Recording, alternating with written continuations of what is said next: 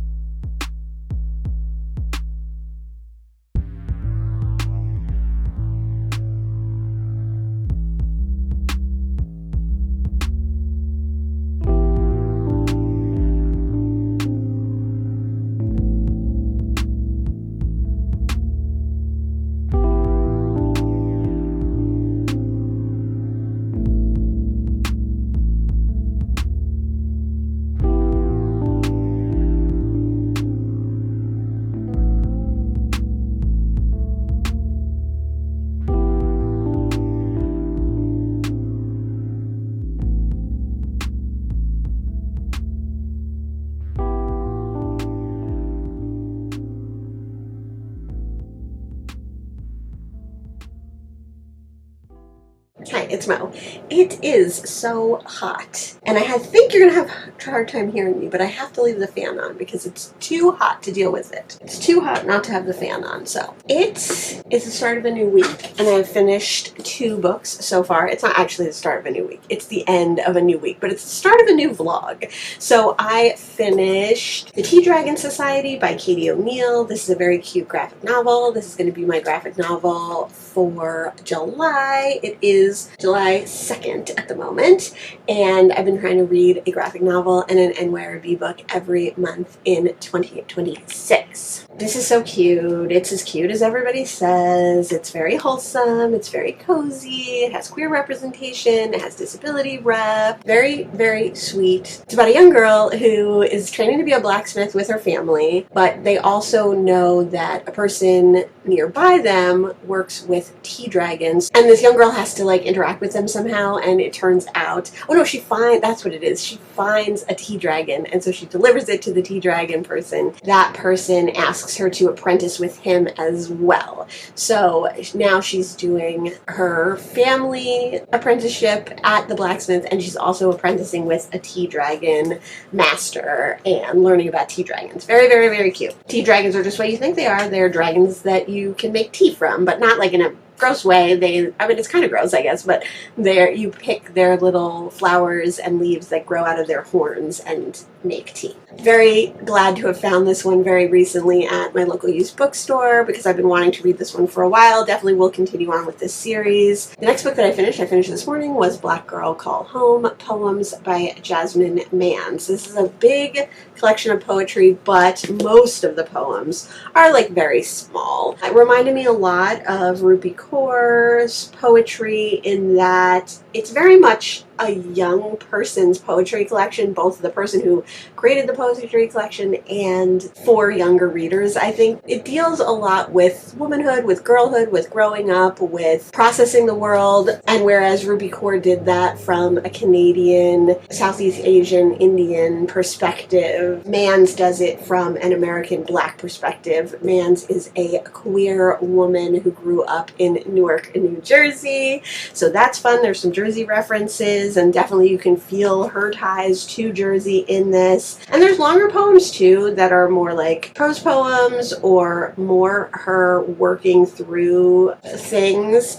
A lot of topical celebrity-based different things or things that were in the news. A lot of processing of the treatment of Black people in America. A lot of processing of the treatment of women in America. A lot of processing of current events in the news. Women going missing, women being abused. Sexual assault, deals with queerness, deals with happy things too, but you can just tell that this is a young person processing, and that's how I feel about Rupi Kaur. That's why I think there's so many small 3-line, 4-line poems that probably really resonate with someone who's new to poetry in both respects, new reading poetry and new creating poetry. I didn't love Ruby Kaur's work, and I didn't love this because I think I'm a little too old and a little bit too, not advanced in poetry reading, but too much along on my poetry journey to really get a lot out of this. I didn't connect with it. Like I'm happy to have read it, but it didn't resonate with me the way more seasoned poems, more seasoned poets, and older poets tend to resonate with me.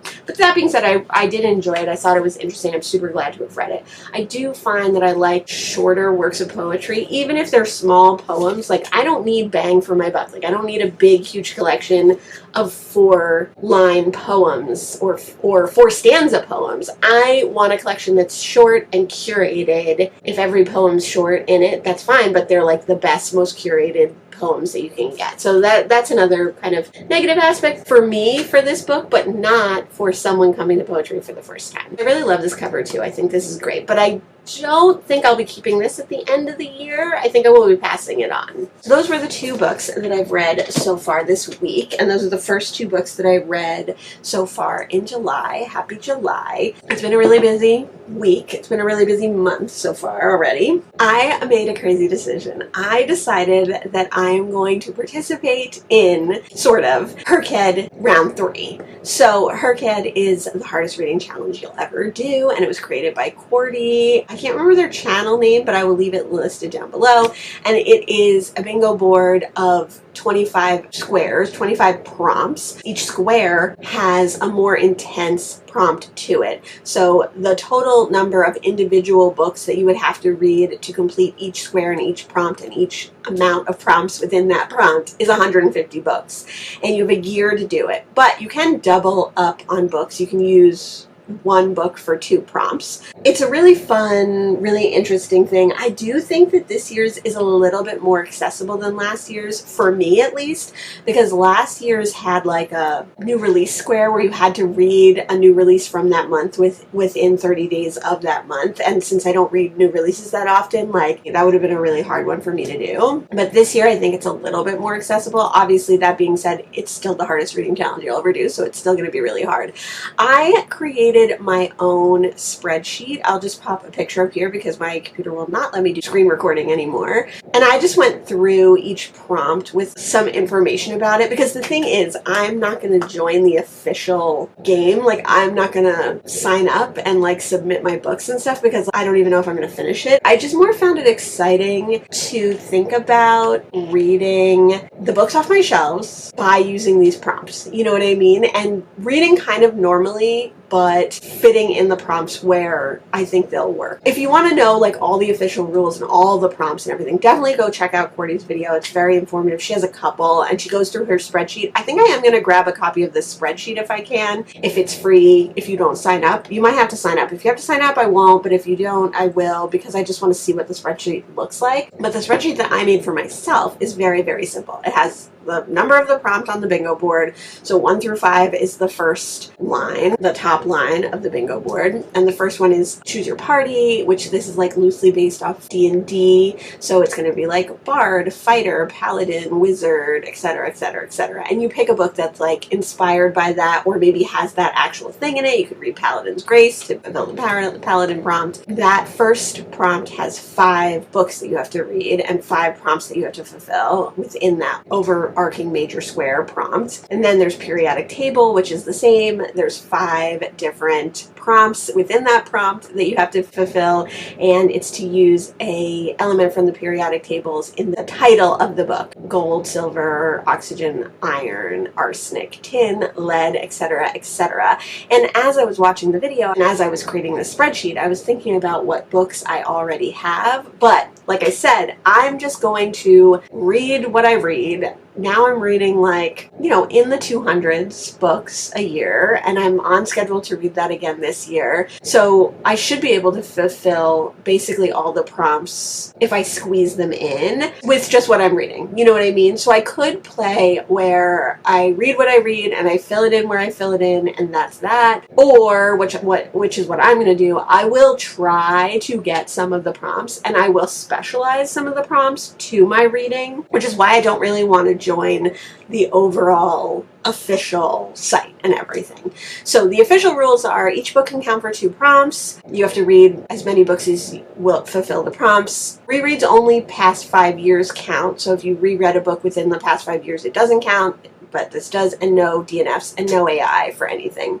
And the official dates are July 7th to July 6th, but I'm going to start at July 1st, so I've already started it. In my rules, I'm going to include all rereads because I don't reread that much, and I might as well include them. I don't see why you shouldn't include them. It doesn't really make sense to me. I'm going to try to fulfill the prompts by reading as many books off my shelf as possible. I'm going to try not to like go out of my way to get new books. I will acquire books throughout the year, so I'll keep my eye out for things that I know I might need in prompts, but like I'm not going to try to like purchase books or acquire books to fit the prompts. I'm just going to try to do the prompts with the books that I have or the books that come in to my library. Although I might sometimes choose an unowned audiobook if a prompt is really like bedeviling me. You know what I mean? My other rule is I'm going to be able to use more than one book for prompts that require you to only have one book. So like one of the hardest squares, one of the hardest challenges is going to be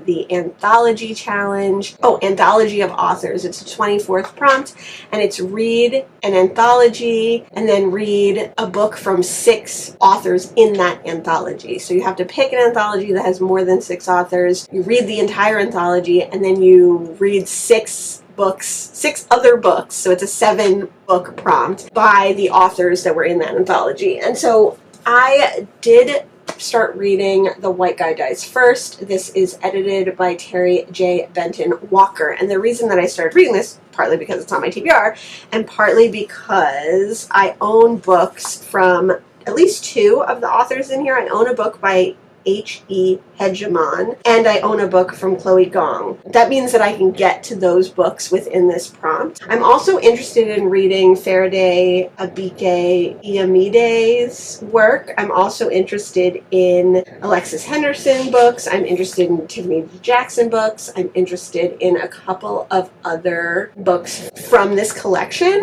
So I'll try to read the books that I already have, and then if something happens and I pick up other books, fine. But what I'm going to do is that I might read another anthology and use that anthology's authors to continue to make up the 6. So like I'm adding books to that prompt, but I want to, and it's all about reading off my shelves. So like it makes sense to me because I have another anthology that has like Wilkie Collins and Bram Stoker and a bunch of other people on it. So maybe I will read that anthology and read a couple of books that I already have off of that. The other thing is I'm not limiting, and I don't think it's limited on the official site, but I'm not like limiting the size. So if it's a short story, if it's a novella, if it's a long novel, if it's, you know, whatever, like everything counts. I'm also making things a little bit harder for myself for things like Road Trip, which is to read a book featuring places that are not major cities in whatever area you think. So like if you're in England, don't use London.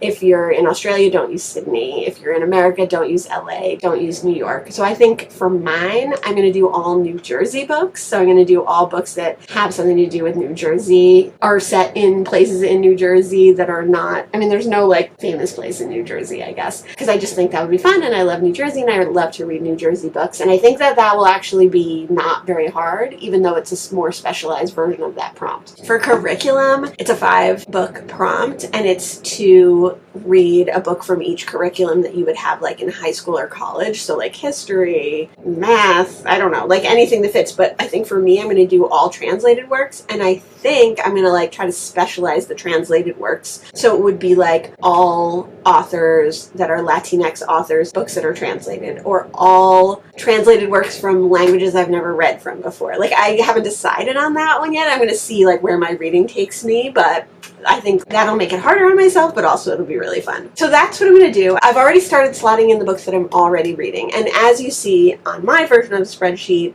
I have the prompt number, the prompt name and description, the number of books, and then I have in blue just a space for each book that you have to read, and I'll fill in the title of whatever that prompt is. So like for the first one, for the party, maybe I'll use one of the books that I'm currently reading as the Bard space. It's not set, so you could do barred, or you don't have to do barred, you could do something else as long as you get 5, right? And then I have the books that I'm currently reading as like possibilities. So I've, just as I've been reading, just been slotting them in where I think they might work. And then highlighted in yellow, I have books that I think I'm actually going to use for that prompt. And you can't see it, but I have more than 2 for each book right now. And I'm going to narrow it down the more that I read. And then when I've kind of really narrowed it down, I will put them in the final book slot and I can like move things around. I think doing it this way on just like one page and just easily being able to like look back and forth, especially as this spreadsheet gets more filled out, is going to be like more easy for me. So I'm doing that with the books that I'm currently reading, and I'm thinking in the back of my mind of books that I want to read or books that I want to read for like summerween and where they're going to fit, but I'm not going to put anything on the spreadsheet that I haven't started reading or I haven't actually read yet. So super fun. I am super excited about it. I definitely plan to do some kind of video. This is kind of the planning video, which is kind of outlining what I'm going to do. I'll recap it in whatever other video I do, but I think I'm just going to do check-ins at the end of every month. So let me know if you'd be interested in that. Let me know if you're participating in HRCYED. Let me know your thoughts. And when I read some more, I will let you know.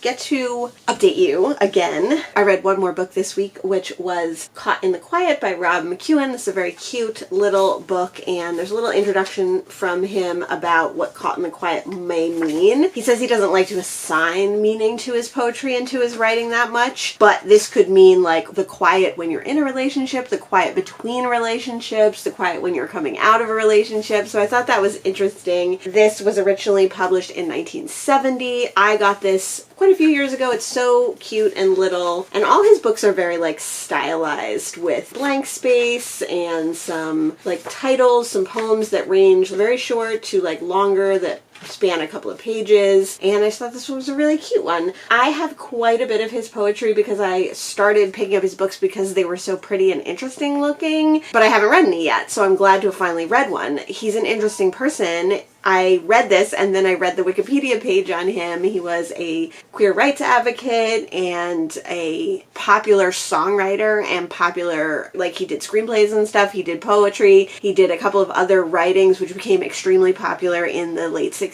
and 70s, and then he kind of fell into obscurity and unknownness, and a lot of people called his stuff fluff or pop or unimportant because he was so prolific during the time that he was popular. But I thought this was really good and had quite a few poems that I tabbed, quite a few poems that resonated with me along with that idea. I think if I hadn't known about that idea, they wouldn't have resonated quite as hard, but because I was already then thinking about those in-between moments. So I didn't read anything for the end of June in the beginning of this vlog. And then I've read 3 books in 3 days. So on the 3rd of July, on Friday, were the fireworks. We ended up not going to the fireworks because it's been extremely hot in New Jersey and we didn't want to go out and leave the AC units on. We don't have central air because the cats would have then been in the stuffy house alone. So we would rather let them be cool and stay home and be cool with them. But we're looking forward to next week when the weather is supposed to break. Let me know if you've read any of the books that I mentioned here. Let me know what you thought of them. Thanks so much for joining me today, and I'll see you in the next one.